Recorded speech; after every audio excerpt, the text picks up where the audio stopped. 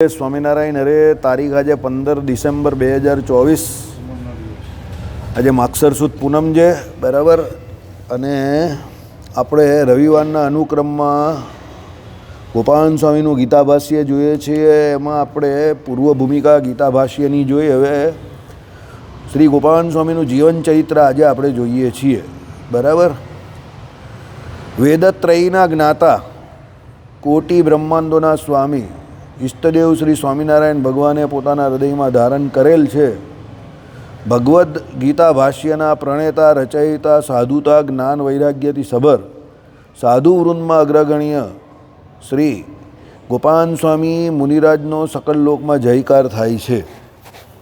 ભારત દેશમાં ઈડર પ્રદેશના ટોડલા ગામ કે ઈડર ગઢથી પૂર્વ દિશામાં 15 ગાંવ દૂર આવેલું છે. તેમાં પવિત્ર બ્રાહ્મણ કુળમાં મોતીરામ અને કુશળા દેવીને ત્યાં યોગીરાજનો જન્મ થયો હતો. સંવત 1837ના માઘ માસની શુક્લા અષ્ટમીએ થયો હતો. તેનું નામાભિધાન કુશળ ભટ્ટ રાખવામાં આવ્યું હતું. એટલે આ ગોપાલ સ્વામીનું જીવન ચરિત્ર છે.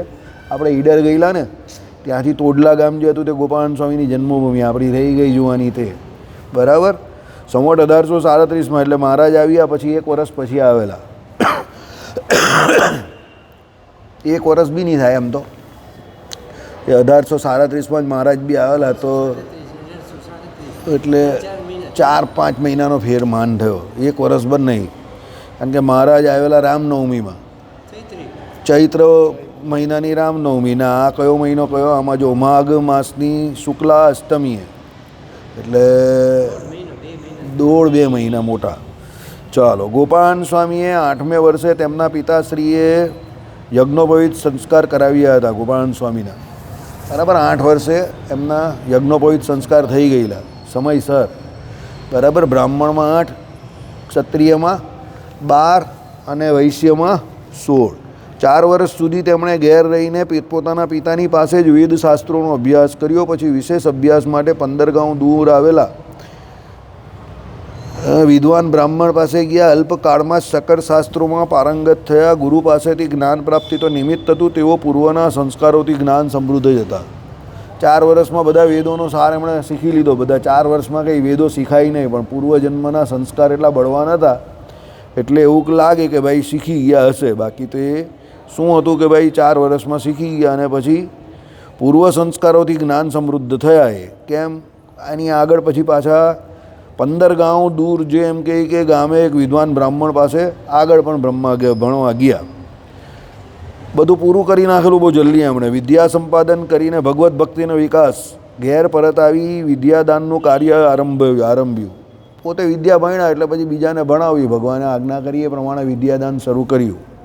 બાલ્ય અવસ્થામાં જ ભક્તિપરાયણ અને સત્સંગની પ્રાપ્તિને લીધે પ્રગટ પુરુષોત્તમ શ્રી સહજાનંદ સ્વામીની ભક્તિ આરાધના દિન પ્રતિદિન વૃદ્ધિ પામવા લાગી, બરાબર. શું થયું? બાળ અવસ્થામાં જ ભક્તિપરાયણ હતા અને સત્સંગની પ્રાપ્તિને લીધે ભગવાન પ્રગટ પુરુષોત્તમ નારાયણ કોણ? શ્રી સ્વામિનારાયણ ભગવાન એને સાથે એમ કહે કે રહીને એટલે એમની ભક્તિ એ કરવા માંડેલા.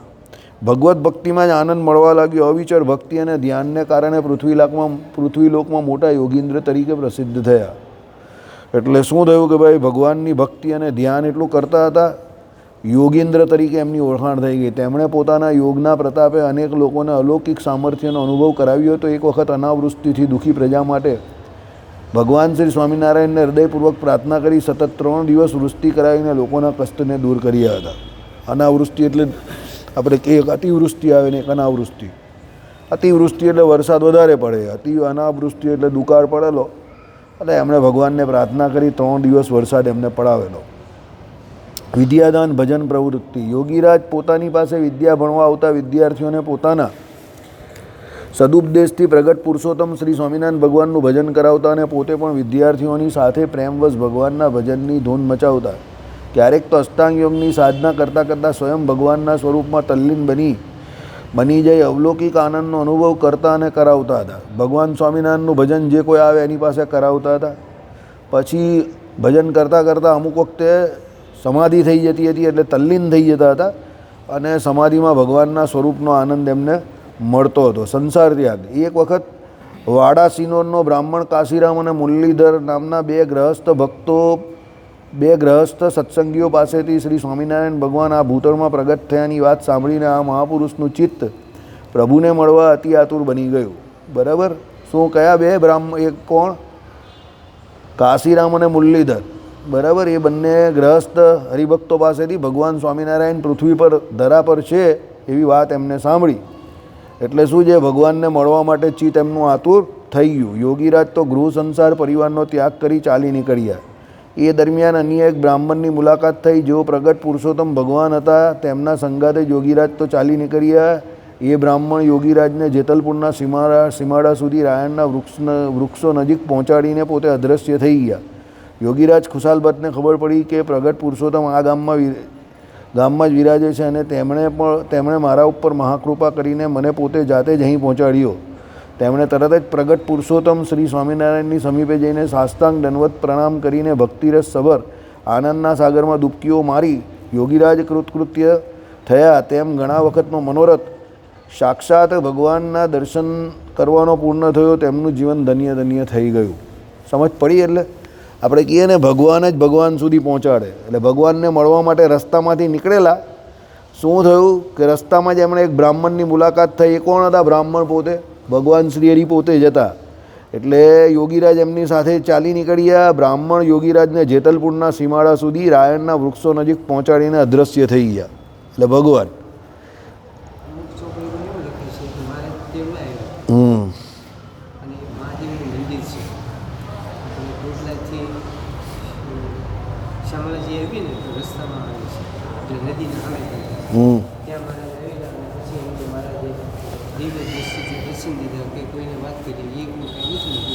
પછી કુશાલભટ્ટ ત્યાં જાય છે અને એમની જોડે પછી જેતલપુર જવા નીકળી.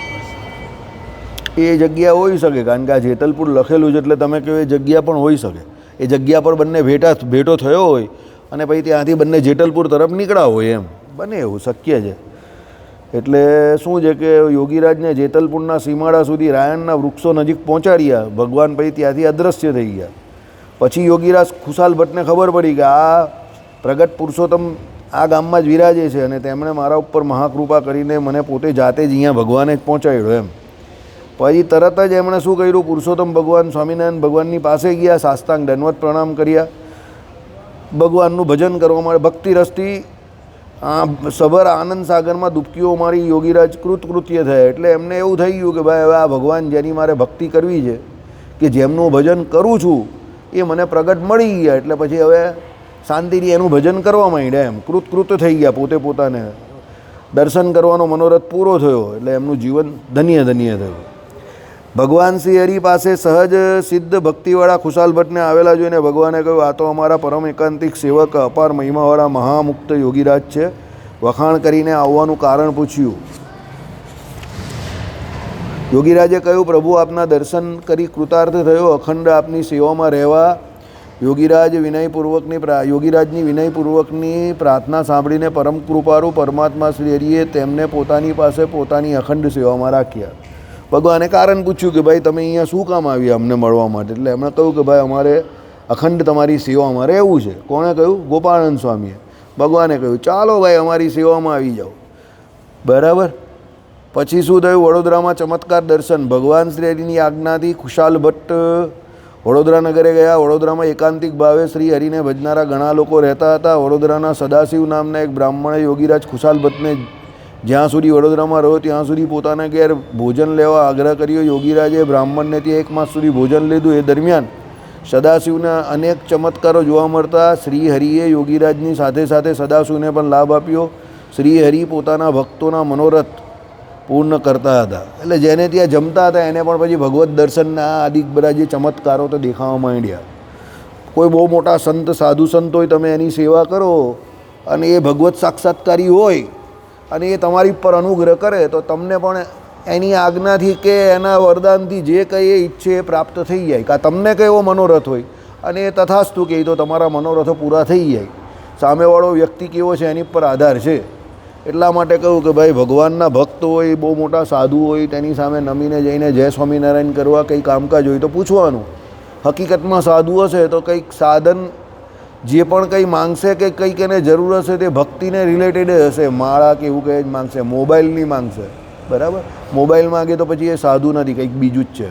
ચાલો, સત્સંગ પ્રચાર, ભાગવતી દીક્ષા ગ્રહણ. ભગવદ પરાયણ યોગીરાજ પરમ એકાંતિક સ્થિતિને પામ્યા હતા અને સાધુતાના તમામ ગુણોથી સભર હતા. એ જાણીને શ્રી હરિએ એમને પોતે જ ભાગવતી દીક્ષા આપી ગોપાળાનંદ સ્વામી એવું નામ ધારણ કર્યું અને ખ્યાતિ પ્રાપ્ત ગોપાળાનંદ સ્વામીને પોતાના સંત મંડળમાં સદગુરુ પદે સ્થાપ્યા. સાધુતાના લક્ષણ એમનામાં પહેલેથી જ હતા. ભગવાન જાણતા હતા કે યોગી છે, સાધુતાના લક્ષણ તો છે જ, ખાલી દીક્ષા આપવાની જ વાર છે, એટલે ભાગવતી દીક્ષા આપી દીધી. ઓફિશિયલી સંપ્રદાયના સાધુ બનાવી દીધા અને ગોપાળાનંદ સ્વામી એવું નામ આપી દીધું અને સદગુરુપદ એમને આપી દીધું. કારણ કે ખબર હતી કે આ વ્યક્તિ બીજા ઘણા બધાને સંભાળી શકે એવા છે. અમુકમાં જન્મજાત જ એવા લીડરશિપના ગુણ તમને દેખાય, સમજો. અમુક વ્યક્તિ એવા હોય કે તમે એને જોવો ને એટલે તમને ખબર પડી જાય કે આ કામ તમારું કરી નાખશે. અને લીડરશિપના ગુણ એ લોકોમાં તમને લીડરશિપના ગુણ પણ જન્મજાત હોય, સમજજો. એટલે એ ગોપાળાનંદ સ્વામી આદિકમાં ભગવાનને દેખાયા એટલે એમને સદગુરુ બનાવી દીધા. ગોપાળાનંદ સ્વામીનું મંડળ બહુ મોટું હતું, કારણ કે એમને કેવી રીતે સાધુને રાખવા અને એ બધું એમને બહુ સારી રીતે આવડતું હતું. ગોપાળાનંદ સ્વામી તમે જો, મુક્તાનંદ સ્વામી જો, નિત્યાનંદ સ્વામી જો, આ બધા શું હતા? જન્મજાત. એટલે લીડરશિપના ગુણ હોય અમુકમાં, બરાબર. મહારાજ કહીને સાધુ પોતાની પાસે રહેતા હોય અને રાખતા આવડે ને તે મંડળ મોટું ને મોટું થતું જાય, એનો વિકાસ બી બહુ સારો થાય. અને રાખતા ના આવડે તો 2-4 જણા પણ રહે નહીં. એટલે એમાં શું છે કે તમારું આચરણ પણ જોવાય, તમારો વ્યવહાર પણ જોવાય, બોલવા ચાલવાની રીતિ જોવાય, બધું જોવાય. પછી કડવું જ બોલતો હોય, બરાબર, વાતે વાતે તલવાર ઉગામતો હોય તો એની પાસે કોઈ ટકે નહીં. જે પણ કંઈ કરવાનું હોય શિદ્દતથી પ્રેમથી કરતો હોય, પોતે કરતો હોય, બીજા પાસે કરાવડાવતો હોય તો પછી મંડળ આગળ વધે. સત્સંગ પ્રચાર. ગોપાળાનંદ મહામુનિના શિષ્યવૃંદમાં પણ વધારો થવા લાગ્યો. મેં કહ્યું ને, તેઓ શ્રીહરિની આજ્ઞાથી ઘણા દેશોમાં સદુપદેશ કરવા વિચારવા લાગ્યા. ગોપાળાનંદ સ્વામીનો પ્લસ પોઈન્ટ એ હતો કે એમને બધી સિદ્ધિઓ પ્રાપ્ત હતી, યોગીન્દ્ર હતા. જો એકલા જાય તો પૂજાવા માટે ભગવાન જેવા પૂજા એવા હતા. પણ એમનો પ્લસ પોઈન્ટ એવો હતો કે ભગવાનની આજ્ઞાની વાર આખી જિંદગીને જતા ગયા. સમસ્ત આખું જીવન એમણે ભગવાનની આજ્ઞામાં જ કાઢ્યું. એટલે ભગવાન ધામમાં જવાના હતા ત્યારે ગોપાળાનંદ સ્વામીને આખો સંપ્રદાય સોંપીને ગયા, સમજો. કેમ? લીડર તો હતા, એની જોડે કેવા હતા? આજ્ઞાંકિત પણ હતા. આ બહુ જરૂરી છે. તમારામાં બધા ગુણ હોય પણ તમે આજ્ઞાંકિત ન હોય તો પછી મોટાને વાલા ન થાવ, સમજો. અમિત શાહ જે છે એનામાં બધા લક્ષણ છે, પણ મોદી સાહેબની આગળ જવાની કોઈ દિવસ વાત નહીં કરે. જ્યાં છું ત્યાં બરાબર છું. એટલે મોદી સાહેબ એમને પાછા ગૃહમંત્રી તરીકે રિપીટ કરે છે. બાકી મોદી સાહેબના કેબિનેટ મંડળમાં ગૃહમંત્રી જેવા પદ ઉપર 2 વાર રિપીટ થવું ખાવાનો ખેલ નથી. અહીંયા ગુજરાતમાં પણ એ ગૃહમંત્રી જ હતા અને ત્યાં દિલ્હીમાં પણ ગૃહમંત્રી જ બન્યા 2 વાર, સમજો. કહેવાનો મતલબ શું છે કે ભાઈ તમારી જે કોઈ સ્કિલ હોય, આવડત હોય, એની જોડે તમે આજ્ઞાંકિત હોવા બહુ જરૂરી છે. તમારામાં જો વફાદારી ન હોય, તમે બળવો પોકારતા હોય એવો હોય તો પછી એ માણસ શોર્ટ ટર્મ માટે, એટલે નાના સમય માટે તો કંઈ ઊંચી પદવી મળી જાય ને, લાંબો સમય ન ટકે. લાંબો સમય ટકાવવા માટે તમારે વિશ્વાસ કેળવવો પડે, સમજો. વિશ્વાસ કેળવો તો જ તમે એક પદ ઉપર લાંબા સમય સુધી આરૂઢ થઈ શકો, બરાબર. એટલે ગોપાળાનંદ સ્વામીને પર એવો મહારાજને વિશ્વાસ હતો. એટલે ભગવાન ધામમાં જવાના હતા તો બંને આચાર્ય મહારાજની અવસ્થા નાની હતી, ઉંમર. એટલે ભગવાને શું કહ્યું કે ભાઈ આચાર્ય મહારાજ જે છે એ ગુરુ છે સંપ્રદાયના, પણ સંપ્રદાયમાં જે પ્રમાણે પદ્ધતિઓ છે, રીત છે, વિધિ નિષેધરૂપ ધર્મ છે અને પ્રચાર પ્રસાર જે છે એ શાસ્ત્રોક્ત રીતે પ્રચાર પ્રસાર કરાવવાનો તમારે છે, કારણ કે તમે વડીલ છો. એટલે ગુરુપદે તો ભલે આચાર્ય છે પણ તમારે એમને શું સહકાર આપીને સંપ્રદાયને એક સાચી દિશામાં ચલાવવાનો છે. એટલે ગોપાળાનંદ સ્વામીને સોંપીને ભગવાન ગયેલા, કારણ કે એ આજ્ઞાંકિત હતા. એમને સંસારમાં, સમાજમાં કંઈ બહુ મોટા બનવાનો કે એવું બતાવવાનો મોહ ન હતો. આ મોટા બનવાનો અને બતાવવાનો મોહ જે છે ને એ બહુ ખરાબ વસ્તુ છે. એ શું છે, તમે તમારી જાતને મોટા બતાવવાના અને બનવાના ચક્કરમાં બીજા ઘણા બધાને નાના બતાવી દો અને એને કારણે મોટા પુરુષનો ધ્રુવ થઈ જાય, બરાબર. એટલે એ માથાકૂટમાં પડવું નહીં કે મોટા, ભાઈ જે છે તે બધું બરાબર છે એમ કરીને આગળ વધવું. ચાલો, અને લોકોને ભગવત સન્મુખ કરવા લાગ્યા છે ને. ભગવાનનું ભજન કરાવતા હતા લોકો પાસે, પોતાનું ભજન નહીં કરાવતા હતા. સાધુની વ્યાખ્યા જ આ છે, જે ભગવાનમાં જોડે એ સાધુ, અને જે પોતામાં જોડે એ સ્વાદુ. બરાબર, સાધુ નહીં.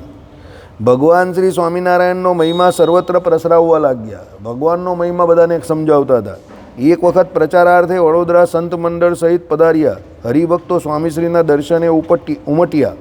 બીજે દિવસે જન્માષ્ટમીનો મહોત્સવ હતો. સ્વામીશ્રીએ સુંદર હિંદોળો તૈયાર કરાવીને શ્રી હરિને સ્વયં હિંદોળે ઝુલાવવા લાગ્યા. તે સમયે શ્રી હરિ દિવ્ય સ્વરૂપે આવીને સૌ હરિભક્તોને નયન ગોચર થયા. સ્વામીની ભક્તિને વશ થઈ શ્રી હરિ પ્રગટ થઈ મહા આશ્ચર્ય ઉપજાવ્યું. વડોદરાને વિશે ભગવાને શું છે, ભગવાનની હિંદોળામાં સ્થાપના કરાવી ગોપાળાનંદ સ્વામી, અને એમને ઝુલાવ્યા. એટલે ભગવાન બહુ ખુશ થઈ ગયા. એટલે ભગવાને શું છે, અહીંયા તો નર રૂપે હતા, પણ નારાયણ રૂપે જે અક્ષરધામસ્થ રૂપે એના ભગવાને દર્શન આપ્યા બધાને. બરાબર, એટલે અહીંયા શું કહ્યું, શ્રી હરિએ દિવ્ય સ્વરૂપે આવીને સૌ હરિભક્તોને. દિવ્ય સ્વરૂપ એટલે શું, અહીંયા તો નર રૂપે તો હતા જ, હવે એ દિવ્ય સ્વરૂપ થોડું કહેવાય, એ તો માનુષ રૂપ હતું.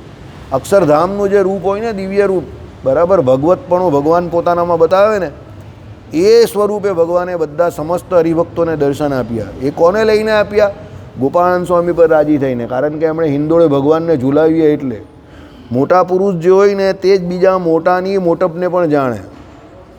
નાના હોય તે ન જાણી શકે, સમજો. મોટો હોય તે જાણે કે ભાઈ આનામાં આટલા મોટા ગુણ છે. એટલે ગોપાળાનંદ સ્વામીમાં આટલા મોટા ગુણ છે તે તો ભગવાન તો જાણતા જ હતા, અને ભગવાન એમ પણ જાણતા હતા કે આટલા મોટા ગુણ હોવા છતાં એ કેટલા નિર્માની છે. બરાબર, એટલે એમનો નિર્માની ભાવ જોઈને, એમનામાં આજ્ઞાંકિતપણાનો ગુણધર્મ જોઈને, લક્ષણ જોઈને ભગવાન એમની પર રાજી થયા, અને એમના ભેળા સમસ્ત ભક્તજનોને પોતાના દર્શન આપ્યા. એટલા માટે કહે કે ભાઈ બહુ મોટા સંતો એ ભગવાનનું મન કહેવાય છે. એટલે મોટા સંતને તમે તમારું મન આપી દેવ તો એ મોટા સંત તમારો ભેટો ભગવાન જોડે કરાવી દે. બરાબર, એવા સંતની બલી હારી એ, જેને ગુણે રીજ્યા ગિરધારી રે, પદની અંદર એ જ આવે છે. કામ ક્રોધ જેને આખો આવે જ ને, મનમાં ના આણે. બરાબર, પછી નારી, જેને નારી ન શકે નયન બાણ મારી રે, એવા સંતની બલી હારી રે, એવા સંતની બલી હારી રે. બરાબર, એટલે એ પદમાં એ જ કહેવા માંગે છે. ચાલો, ચમત્કાર દર્શન. એક વખત આ દેશમાં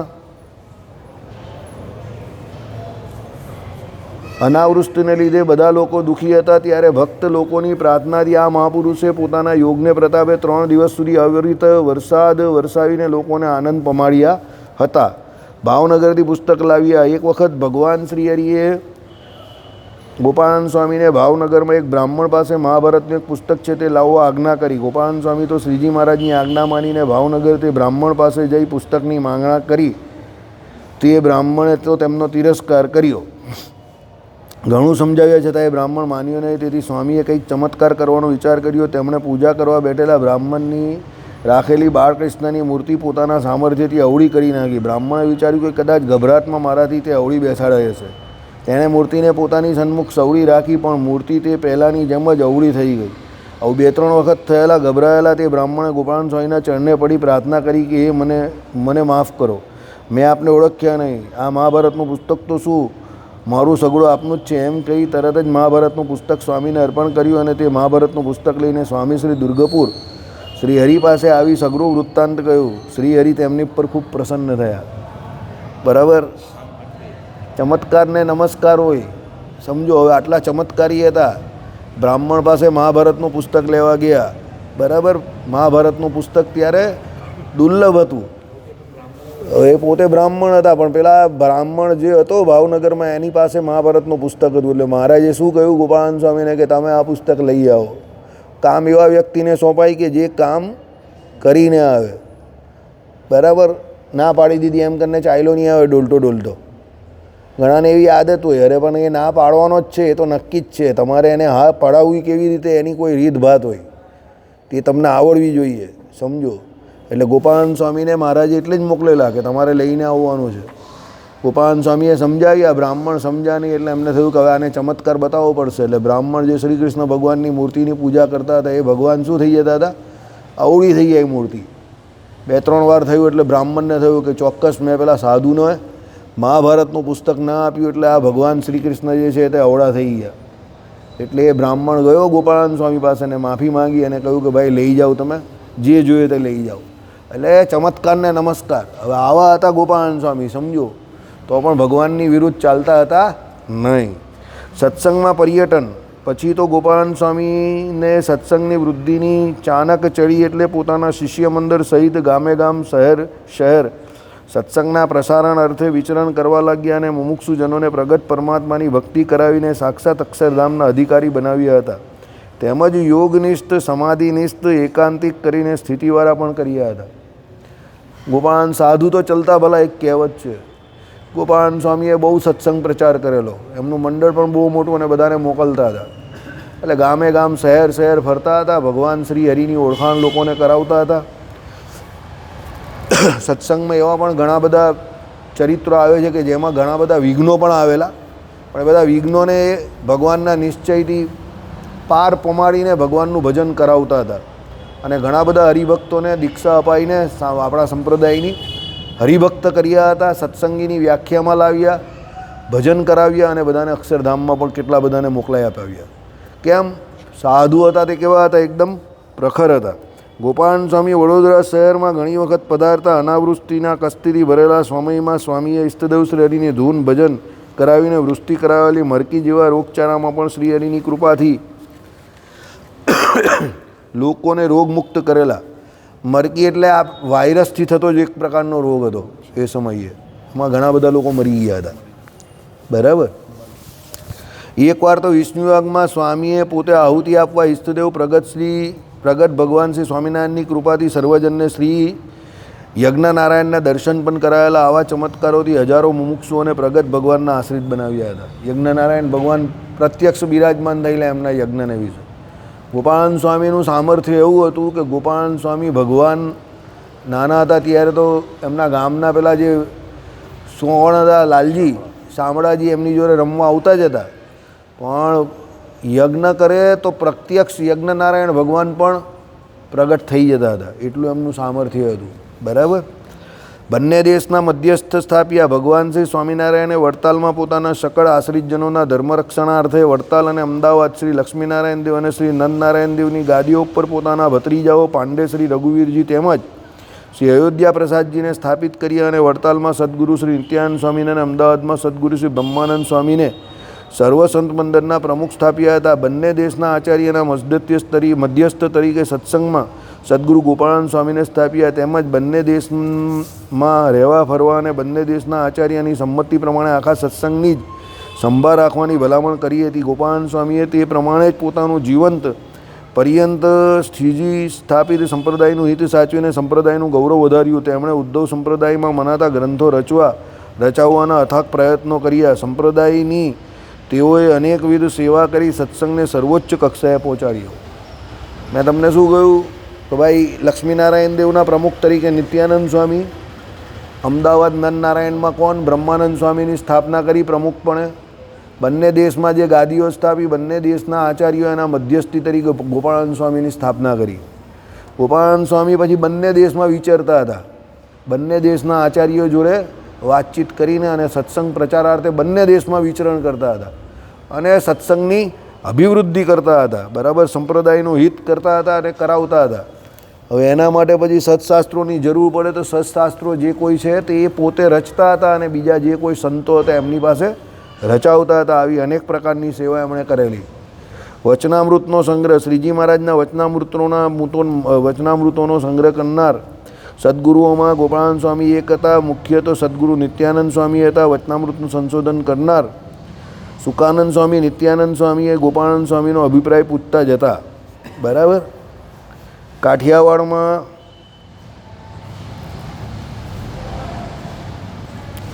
જો આમાં બ્રહ્માનંદ સ્વામી પણ લખેલું છે, અમદાવાદનું પુસ્તક ને એટલે લખેલું હોય. બરાબર. બાકી આપણા વડતાલમાં નથી લખેલું. ચાલો. હનુમત પ્રતિષ્ઠા. કાઠિયાવાડમાં સારંગપુર પ્રસિદ્ધ સ્થાન છે. ત્યાં વાઘા ખાચર અને બીજા અનેક ભક્તોની પ્રાર્થનાથી શ્રી રામ ભક્ત રક્ષક શ્રી હનુમાનજીની પ્રતિમાની વિધિપૂર્વક શ્રી ગોપાળાનંદ સ્વામીએ સ્થાપના કરી હતી. પોતાની યોગ શક્તિથી સ્વામી હનુમાનજીનું સાક્ષાત આહ્વાન કર્યું. તે જ ક્ષણે શ્રી હનુમાનજી મહારાજે પ્રતિમામાં પ્રવેશ કરી સ્મિત હાસ્ય કરી પ્રતિમામાં પોતાનો નિવાસ છે એમ સૌને ખાતરી કરાવી. આજે પણ શ્રી સારંગપુર હનુમાનજીનો પ્રતાપ એવો ને એવો જ છે.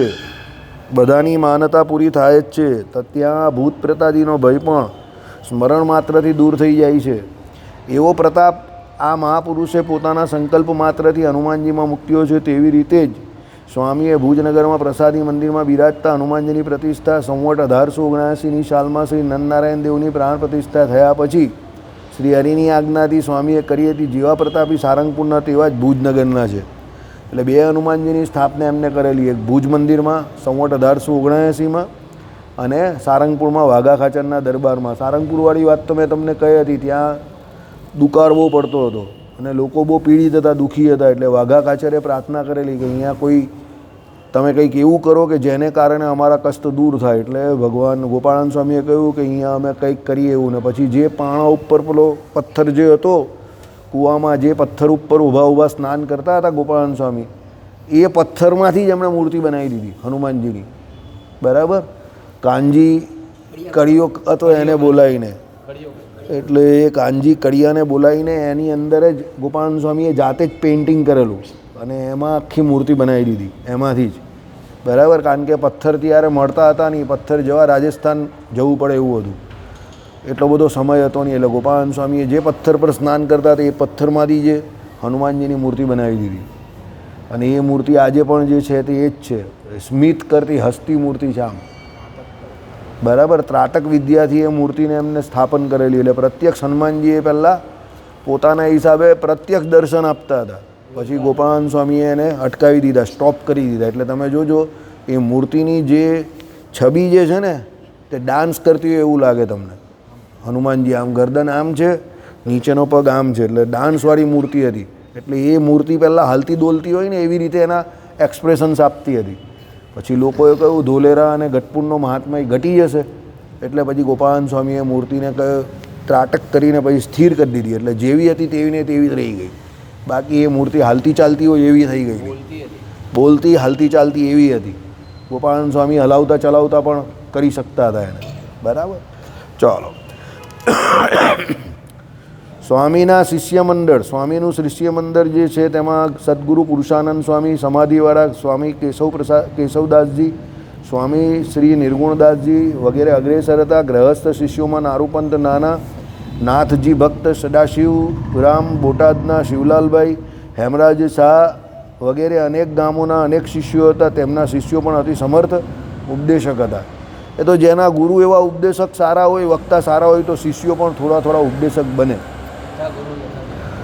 સ્વામીએ રચેલા ગ્રંથો, આ મેઇન વસ્તુ છે. ધર્મદેવ પૂજાવિધિ, ભક્તિદેવીની પૂજાવિધિ, વિષ્ણુયાગ પદ્ધતિ, વિવેકદીપ, ભક્તિ સિદ્ધિ, ભાગવત એકાદશ સ્કંદની શ્રી કૃષ્ણાભિપ્રાય બોધિની ટીકા, ભાગવત દ્વિતીય સ્કંદ વ્યાખ્યા, સુકાભિપ્રાય બોધિની, ભાગવત દશમ સ્કંદ વ્યાખ્યા નિગૂઢાર્થ પ્રકાશિકા, ભગવદ્ ગીતા ભાષ્યમ, બ્રહ્મસૂત્ર દીપિકા, હરિભક્ત નામ રત્નાવલી, વેદસ્તુતિ વ્યાખ્યા, શ્રુતિઅર્થ દીપિકા, વેદસ્તુતિ ટીકા, અન્વયાર્થ પ્રકાશિકા, પુરાણોક્ત શ્રીકૃષ્ણ પૂજા, હનુમત પૂજાવિધિ, એવા અનેક ગ્રંથો રચાવ્યા છે. બરાબર. પ્રસ્થાનત્રયી હતા. કોણ? ગોપાળાન સ્વામી. ઉપનિષદ ઉપર એમણે ભાષ્ય કરેલું હતું. બરાબર. બીજું ગીતા ભાષ્ય કરેલું હતું. અને ત્રીજું ભાગવત ઉપર તો કરેલું જ હતું, પણ પ્રસ્થાનત્રયી કોને કહેવાય? એમ તો ચતુસ્થયી હતા. બરાબર. એટલે ભાગવત પર પણ કરેલું જ હતું. અને હા, આની ઉપર કર્યું ને શ્રીભાષ્ય, વ્યાસ બ્રહ્મસૂત્ર ઉપર ભાષ્ય કર્યું. બરાબર. એટલે બ્રહ્મસૂત્ર, ગીતા અને આની ઉપર તો પહેલું કર્યું ને 3 ઉપર, એટલે ઉપનિષદ, એટલે 3 તો થયા પ્રસ્થાનત્રયી. અને ભાગવતજીના પણ આ બધા ગ્રંથોની કરેલી, એટલે પ્રસ્થાન ચતુસ્થયી હતા. બરાબર. બહુ વિદ્વાન વ્યક્તિ હતા. એવું નહીં કે એકલા ચમત્કારી હતા, પણ ગોપાળાન સ્વામી વિદ્વાન પણ બહુ હતા અને એટલા જ શાંત હતા. જે વિદ્વાન હોય, બરાબર, જે ચમત્કારી હોય એ શાંત હોય, અને શાંત હોય તો જ સારા એ, નહીં તો પછી જગતને હેરાન કરી નાખે. સ્વામીના શારીરિક સ્મરણો. ગોપાળાન સ્વામી શરીરે ગૌણ વર્ણના હતા. યોગાભ્યાસથી કૃશ થયેલા. ઉન્નત ચહેરો જોઈને લોકોને સહજ તેમના પ્રત્યે પૂજ્યભાવ પેદા થતો. ગોપાળાન સ્વામી બહુ ગોળા હતા. રામાનંદ સ્વામી, ગોપાળાનંદ સ્વામી, મુક્તાનંદ સ્વામી બધા ગોરા હતા. અણિયાનું નાક, આજાનબાહુ વગેરે મહાભાગ્યના સૂચક હતા. તેઓ દેખાકે અવલૌકિક અને દેખાવે અવલૌકિક અને મનોહર હતા. સ્વામીનો અક્ષરવાસ. ઉમરેઠમાં નિવાસ દરમિયાન તેમને તાવનો પ્રકોપ જણાયો. તેમને અક્ષરવાસ વડતાલમાં જ થાય તેવી ઈચ્છા હતી, એટલે બીજે જ દિવસે શિષ્ય સહિત વડતાલ પધાર્યા. વડતાલમાં સર્વે પરમહંસો વર્ણીઓ પાર્ષદોથી વિટરાઈને ભગવાન શ્રીના ધ્યાન પરાયણ થયા. આસપાસ બેઠેલા ભક્તજનો ભગવત સ્મરણ કરવા લાગ્યા. એ જ સમયે ભગવાન શ્રી સ્વામિનારાયણે અનંત મુક્ત સમૂહો સહિત સ્વામીશ્રીને દર્શન આપ્યા અને પોતાની સાથે દિવ્ય વિમાનમાં બેસાડીને અક્ષરધામમાં લઈ ગયા. આ પ્રમાણે આ લોકમાં 71 વર્ષ 2 માસ અને 17 દિવસ રહીને અનંત મુમુક્ષુઓને ભગવત સન્મુખ કરી સર્વશ્રેષ્ઠ ઉદ્ધવ સંપ્રદાયની અવિરત સેવા કરતા હતા. આ લોકમાં વિચરીને એક ક્ષણિક ભૌતિક શરીરનો ત્યાગ કરી ભગવાન શ્રીની અખંડ સેવામાં પહોંચી ગયા. લેખિન મહંત સદગુરુ પુરાણી સ્વામી શ્રી ધર્મનંદન દાસજી ભુજ. બરાબર. ખાલી ચરિત્ર સાંભળું ગોપાળાનંદ સ્વામીનું, એમાં પણ શાંતિ થઈ ગઈ ને એકદમ. બરાબર. એટલે કેવું છે કે જેના ચરિત્ર તમે સાંભળો એ વ્યક્તિમાં જે પ્રમાણેના ગુણ હોય કે લક્ષણ હોય એની અસર તમને એનું ચરિત્ર સાંભળતા પણ દેખાય. બરાબર. એ ફિલિંગ આવે, અંતકરણ એકદમ શાંત થઈ જાય. બરાબર. એટલે તોફાન છે, ઉદ્વેગ કરાવે એવી વસ્તુઓ છે, એ બધું બહુ સાંભળવું નહીં, કારણ કે એ તમારું અંતકરણમાં ઉદ્વેગ કરી નાખે. એવા પ્રપંચી લોકોનેથી દૂર રહેવું, ઉદ્વેગી લોકોથી દૂર રહેવું. જે ઉદ્વેગમાં ફરતા હોય, બહુ ઉગ્ર સ્વરે વાત કરતા હોય, બહુ ઊંચા સૂરમાં વાત કરતા હોય, વાતે વાતે બધી ચેલેન્જો કરતા હોય, એનાથી બહુ દૂર રહેવું. જિંદગીમાં આમ પણ ઘણી બધી ચેલેન્જ છે, તો એ બધી બહુ ચેલેન્જ લઈને કંઈ બહુ ફાયદો મને નહીં દેખાતો. બરાબર. લોકો કહે કે ભાઈ આમ નથી ને તેમ નથી ને ચેલેન્જ. અરે ચેલેન્જ તો તું નહીં પૂછશે તો પણ આવવાની જ છે રોજ સવારે. એટલે શાંતિથી જીવવું અઘરું કામ છે, કઠણ કામ છે. બાકી ચેલેન્જીસ તું વિચાર કે ન વિચાર, ઓટોમેટિક જ આવવાની દોડતી દોડતી. સૂતેલો રહે આખો દિવસ તો પથારીમાં પણ ચેલેન્જ આવશે. બરાબર. એટલે ખોટી ખોટી વેચાતી લેવા જવી એ ભલમણસાઈનું કે બુદ્ધિનું કામ નથી. શાંતિથી કેવી રીતે જીવાય એના માટે દરેક વ્યક્તિએ પ્રયત્ન કરવા જોઈએ. બરાબર. બાકી ઉગ્ર થવા માટે તો ભગવાન કે એ પ્રમાણે ભીમસેન જેવા દારા દેનારા ઘણા મળી જાય.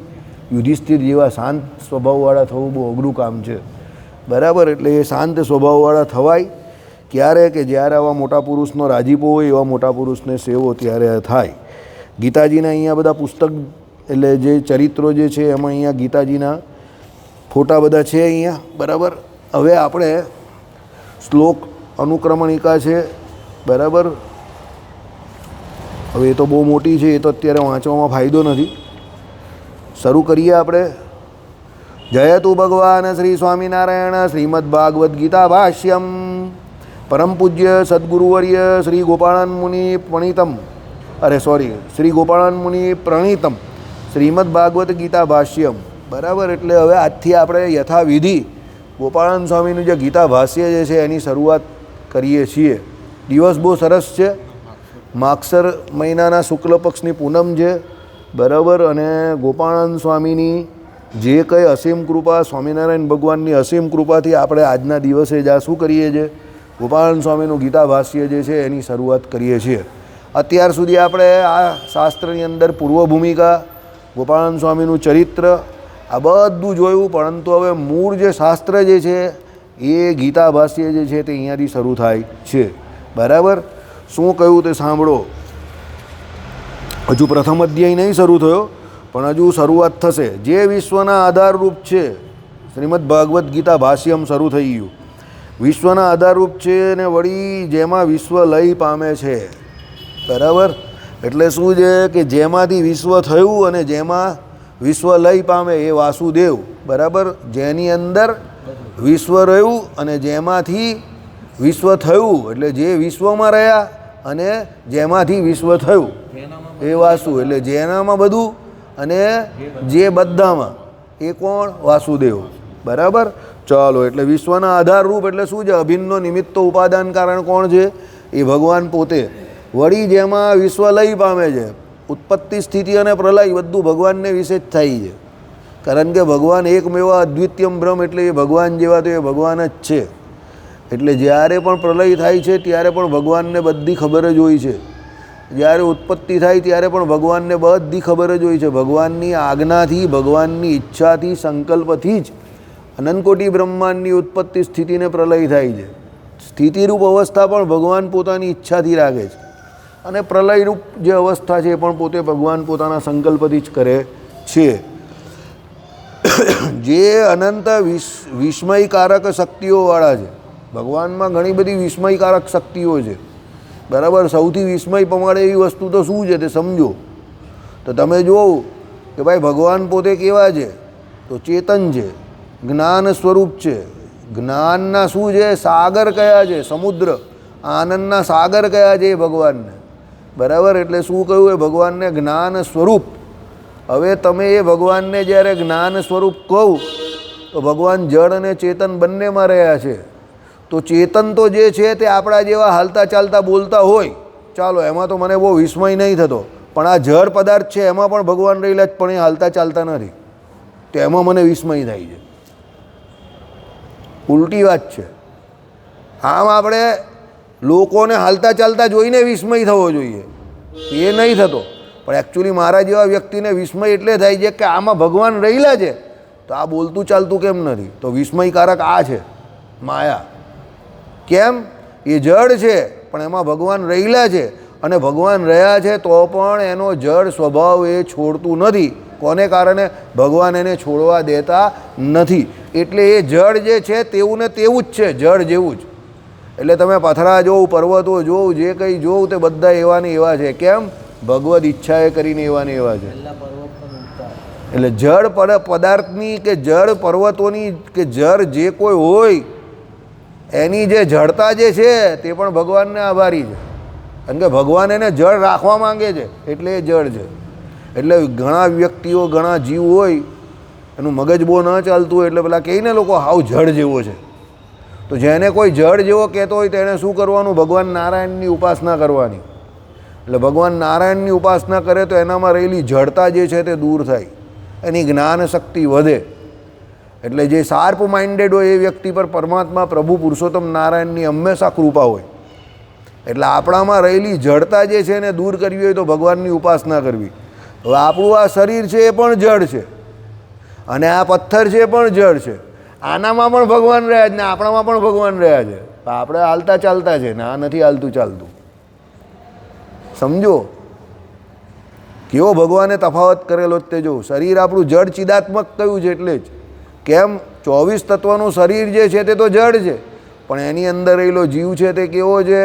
ચેતન છે. પણ એ ચેતનમાં રહેલી જ્ઞાન શક્તિ જે છે એ સ્વાભાવિક તો છે, પણ એ એના સ્વાભાવિકપણામાં જ્ઞાન શક્તિના જવાબદાર કોણ છે? ભગવાન છે. કારણ કે એક બહુ હોશિયાર છે તો એક બહુ ગગો છે. એક જ બાપના 2 દીકરામાં, એક મા બાપના 2 છોકરામાં, 3 છોકરામાં બહુ ફેરા હોય. એક બહુ હોશિયાર હોય અને એક ડબ્બુનો ઢ હોય. એક એકદમ ઓનેસ્ટ, પ્રામાણિક, બરાબર, બધી રીતે એમ કહે કે સમાજમાં કેવો આગળ પડતો અને મોભી હોય, અને બીજો કેવો હોય ઘરમાં બેઠેલો હોય ને મોઢામાંથી લાળ પડતી હોય. એક જ મા બાપના 2 દીકરામાં આટલો ફરક હોય. કેમ હોય? જીવ તો બંનેમાં રહેલો જ, ખાઈ પી ઊંઘે બંને, ભાન તો બંને છે. તો આટલો બધો ફરક કેમ છે? કર્મે કરીને એ ફરક પડેલો છે. ભાઈ બંનેના કર્મો, અનાદિ કર્મો અલગ અલગ છે, પ્રારબ્ધ અલગ અલગ છે, એ પ્રમાણે બંને અત્યારે એનું ફળ ભોગવી રહેલા છે. એટલા માટે કહું, ક્રિયમાણ જે કંઈક કરો એ વિચારીને કરો. તમારા ક્રિયમાણ ઉપર તમારા ભવિષ્યનો આધાર છે, બરાબર. એટલે ક્રિયમાણ જે કંઈ કરો એ કેવા કરો? ભગવદ ઈચ્છાથી સર્વજીવ હિતાવ સર્વજન સુખાય એવા કર્મ કરો. બધાને સુખી કરો, રાજી કરો એવા કર્મ કરો, બરાબર. સર્વજીવ હિતાય એટલે દરેક જીવનું હિત થાય એવા વિચાર કરીને કર્મ કરો તો તમારું ઓટોમેટિક હિત થઈ જશે. કારણ કે સર્વજન, સર્વજીવ એની અંદર પરમાત્મા રહેલા છે. એટલે બધાનું હિત કરવાનો સંકલ્પ તમે કરો એટલે તમારું હિત થઈ ગયું. આ સિદ્ધાંત છે, બરાબર. એટલે અહીંયા શું કહ્યું કે વિસ્મયકારક શક્તિઓવાળા છે આ ભગવાન. ભગવાને વડતાલને વિશે જ્યારે બધી મૂર્તિઓની સ્થાપનાઓ કરી અને પેલા જે પુતળાઓ હતા, બરાબર, તો સંતોએ કહ્યું કે ભાઈ આ પુતળાઓનો શું વાંક છે? એને તમે એમ કહી કે કંઈક કરો કે આ પુતળાઓ પણ એમ કહી કે આ જે મૂર્તિઓની સ્થાપના જે થઈ કે આરતીઓ થઈ એના સાક્ષી બની શકે, એને પણ એનો આનંદ મળે. ભગવાને આમ કરીને સોટીથી સંકલ્પ કર્યો, વડતાલના જેટલા પણ પૂતળા છે ને, કોઈ ઢોલ વગાડે છે અને કોઈ પેલી સારંગી વગાડે છે કે કોઈ પેલું જેના હાથમાં જે કોઈ વાજિંત્ર છે એ બધાએ વગાડતા થઈ ગયેલા પૂતળાઓ ભગવાનના સંકલ્પથી. બરાબર. આ વિસ્મયકારક આવા જે કોઈ એમ કહે કે શું છે શક્તિઓ ભગવાનમાં છે, સમજો. બધા પૂતળાઓ એ વગાડતા થઈ ગયા વાજિંત્ર, એમને જે જે આપેલા તે બધા વાજિંત્રો વગાડતા થઈ ગયા. ભગવાનમાં અઘટિત ઘટના સામર્થ્ય રહેલું છે. જે ઘટના ન ઘટી શકતી હોય આપણાથી, તમારા મારા જેવાથી, એ ભગવાન ઘટાવી નાખે, સમજો. કારણ કે આખું બ્રહ્માંડ જે છે તે ભગવાનની શક્તિએ કરીને શું છે, ભગવાન ધારીને રાખેલું છે. ભગવાને મોટા 6 મેઇન ગુણ ભગવાનમાં જે રહેલા છે, જ્ઞાન, શક્તિ, બળ, વીર્ય, તેજ અને ઐશ્વર્ય, એને કરીને આખા જગતનું આ જે કોઈ કાર્યક્રમ જે છે તે બધો ચાલ્યા કરે છે. બરાબર. 3 વિભાગ એટલે બદ્ધ, મુક્ત અને નિત્ય મુક્ત અથવા જીવ ઈશ્વરને બ્રહ્મમાં વહેંચાયેલા જે ચિત્ત તત્વની ભીતર રહીને નિયામકનું કાર્ય કરે છે. જો આવી ગયું ને 5 ભેદ જે કયા, જીવ, ઈશ્વર, માયા, બ્રહ્મ અને પરબ્રહ્મ. એમાં જીવ, ઈશ્વર અને બ્રહ્મ આ 3 કેટેગરી તો જીવની એકલાની જ છે, સમજો. જીવ એટલે અહીંયા આપણે બદ્ધ જીવો જે કયા તે, ઈશ્વર એટલે જે દેવતાઓ કયા તે, અને બ્રહ્મ એટલે જે અક્ષરધામમાં મુક્તો કયા તે. એ 3નું નિયમનપણું એટલે ધારકપણું, નિયંતાપણું, શેષીપણું એ બધું ભગવાન પુરુષોત્તમ નારાયણ કરે છે. અક્ષરધામનો મુક્ત છે એનું પણ નિયમન એ ભગવાન જ કરે છે. આપણા જેવા બધો છે એનું નિયમન ભગવાન કરે. ઈશ્વર કોટીના દેવતાઓ છે એનું નિયમન પણ એ ભગવાન જ કરે છે. પછી શું કહ્યું તે સાંભળો. એટલે તત્વની ચિત્ત તત્વની ભીતર રહીને, બરાબર, એસો અંતર્યામી જે ભગવાને શિક્ષાપત્રીમાં કહ્યું ને કે ભાઈ મારી અંતર્યામી શક્તિએ કરીને, એટલે એ જીવ પ્રત્યે હું અંતર્યામી પણ રહ્યો છું અને કર્મફળ પ્રદાતા છે. એ કોણ છે? તો એ ભગવાન પોતે છે. એ જ શ્રી કૃષ્ણ છે, એ જ પરબ્રહ્મ છે, એ જ પુરુષોત્તમ છે. એ જ ઉપાસના કરવા યોગ્ય છે. બરાબર. જે અંતર્યામી પણ રહેલા છે એ જ ઉપાસના કરવા યોગ્ય છે, કારણ કે એ જ પરબ્રહ્મ છે, એ જ ભગવાન છે. એટલે ચિત્ત તત્વની ભીતર એટલે આપણા આત્માની અંદર એ પરમાત્મા રહેલા છે. એટલે ઘણા લોકો આત્મા સો પરમાત્મા કહે છે તે એટલે કહે છે, પણ એ એના મર્મને નથી જાણતા. આત્મા સો પરમાત્મા નથી, આત્માની અંદર પરમાત્મા છે. આત્મા પોતે પરમાત્મા નથી, સમજો. એટલે જે લોકો ભૂલ કરે છે શ્રુતિઓની, વેદોમાં રહેલી, બરાબર, સોહમ, તે ભૂલ શું કરે છે કે ભાઈ એ હું જ છું, એટલે એ હું એટલે તું એ બ્રહ્મ નથી, તારી અંદર એ બ્રહ્મ તત્વ એટલે ભગવાન રહેલા છે. બરાબર.